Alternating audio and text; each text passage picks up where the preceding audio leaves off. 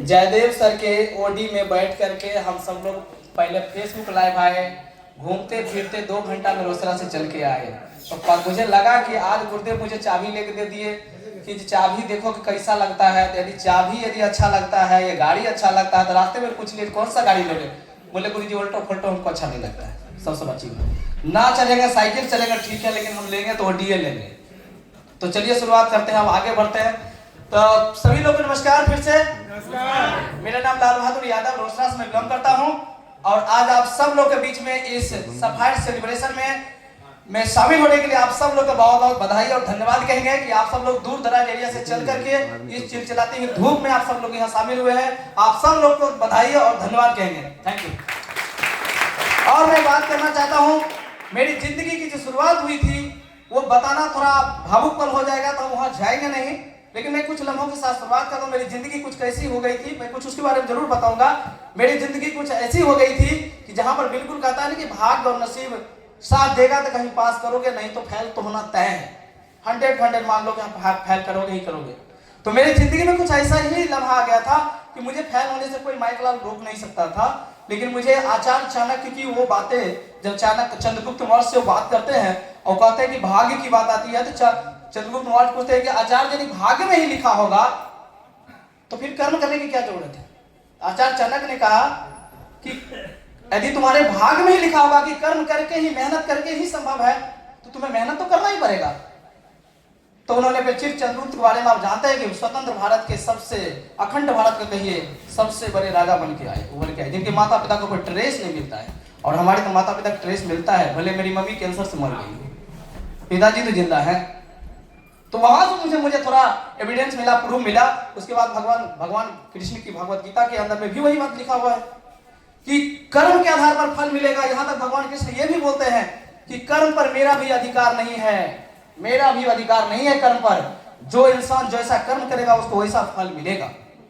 और तीसरे दर्शन में आते हैं, बहुत दर्शन में आते हैं, भगवान बुद्ध भी वही बात कहते हैं कि जैसा आप कर्म करेंगे वैसा ही फल मिलेगा, 100 मिलेगा।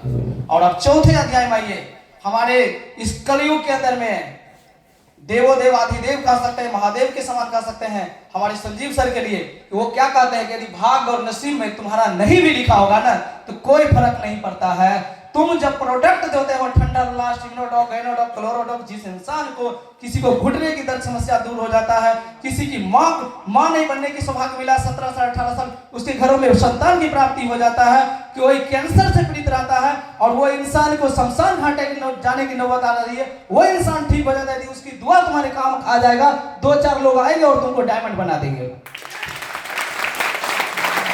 तो शायद मुझे लगता है कि मुझे वही अध्याय काम कर गया, ये चारों शास्त्र मुझे काम कर गया, मुझे मेरे ऊपर काम किया। मुझे भाग्य में नहीं लिखा था, लेकिन मुझे कर्म के आधार पर ही मुझे फल मिला। जैसे कि जितने भी एडवाइजर बोले आज, सब लगभग कमोवेश हमको लगा कि जो वहीं पर पहुंच रहे थे, कि लाल बहादुर सर के जीवन में लिखा नहीं था। ये कैसे हो पाया? तो एक ही रास्ता है, उसका है कर्म। कर्म के आधार पर फल मिलता है और मैंने इसी चीज को मैंने किया। और सबसे उसके बाद मैं बढ़ूं आगे, तो यदि मेरे जीवन में यदि कुछ इधर उधर की बातें यदि ना हुआ हो तो मैं थोड़ा जल्दी आकर के आज मैं ब्लू डायमंड जरूर होता।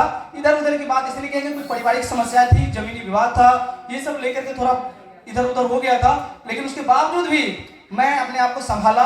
मैं लगातार मैं काम करते गया।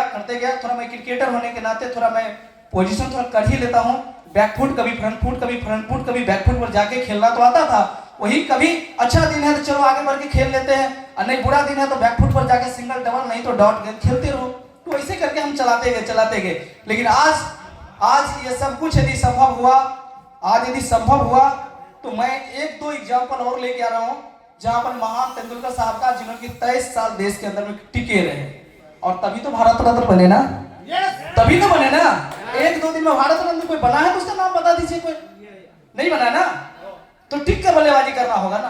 तो मैं टिक कर रहा। मैं गुरुदेव से भी मैं कहा कि गुरुदेव मेरे बारे में तो फिक्र ही नहीं करिए कि क्या होगा नहीं होगा, मैं आ गया हूं तो मुझे कौन माइक ला ले अंदर की तरफ पैर को हिला और डोला लेगा, और किसकी औकात है कौन कंपनी वाले की मुझे फोन कर लेगा, कॉल कर लेगा। बहुत से लोगों को कॉल आता है, मुझे कॉल कर लेगा तो उन्हीं को समझा देंगे, आगे ज्वाइन करना पड़ेगा आकर के।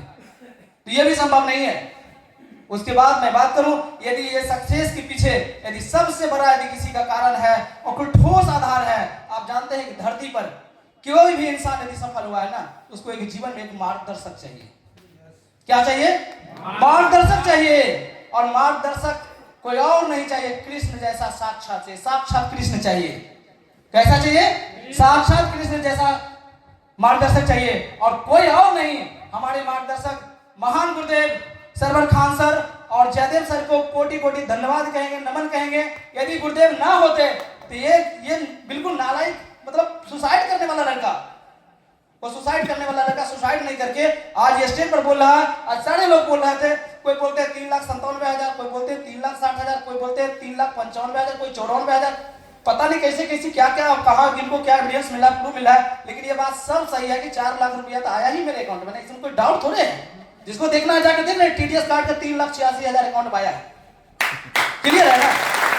कोई गलत नहीं, सब सही है। और उतना ही नहीं है, मलेशिया का टूर जो कहते हैं ना, वो भी कंपनी ने गिफ्ट में दान में दे दिया है कि आप जाओ 3 रात 4 दिन विदेश में भी जा घूम के आओ। जो तुम गांव से बाहर नहीं निकल सकते थे, तो विदेश भी जा सकता है, जा सकते हैं। उतना ही नहीं किया, आज महागुरुदेव का आशीर्वाद प्राप्त है तो अर्जुन युद्ध में जीत गया ना, महाभारत में युद्ध जीत गया था। और ये लाल बहादुर गुरुदेव का आशीर्वाद है ना, तो 1 2 नहीं, आप सब लोग के बीच पता है ना कि कोंडलिया क्रूज टारगेट अभी चल रहा था। 11 लोग मेरे ग्रुप में जीते। और हेल्दी कंपटीशन के आधार पर हमें लगता है कि 2 दर्जन लोग इस रोसड़ा और समस्तीपुर दरभंगा के अंदर 2 दर्जन लोग कोंडलिया क्रूज जीते हैं। सबको बधाई करें। कुछ हेल्दी कंपटीशन के लिए गुरुदेव प्रोजेक्टर देते हैं, तो वो सब भी हम लोग को श्रेय मिला है, जीतने का सौभाग्य मिला है, हमारी टीम को मिला है। आप सब लोग को बधाई के पात्र हैं कि आप सब लोगों ने हेल्दी कंपटीशन में बढ़ चढ़ हिस्सा लिया। बहुत बहुत बधाई कहेंगे इसके लिए। और उतना ही नहीं है, उतना ही तक सफर खत्म नहीं हो जाता है। सफर की अभी शुरुआत हुई है। जैसे बबलू सर बोले, अभी तो शुरुआत हुई है, अभी बस शुरुआत हुई है। सबको आगे बढ़ना जरूरी है। और हम बार बार कहेंगे, जिन लोगों का माइंड खराब हो रहा है ना, तो माइंड को थोड़ा सीधा कर ले, ठीक कर ले। कोई भी डिसीजन यदि लिया जाता है किसी भी व्यक्ति विशेष के लिए, तो कुछ सोच समझ के लिया जाता है। भाई माइंड को सही रखिए। माइंड यदि सही रहेगा तो आज नहीं तो कल ही सही, कल नहीं तो परसों ही सही। क्योंकि किसी बीमारी का दवा मीठा नहीं होता, तीखा ही होता है। और यदि वो तीखा थोड़ा खा लेते हैं तो बुखार भी ठीक हो जाता है।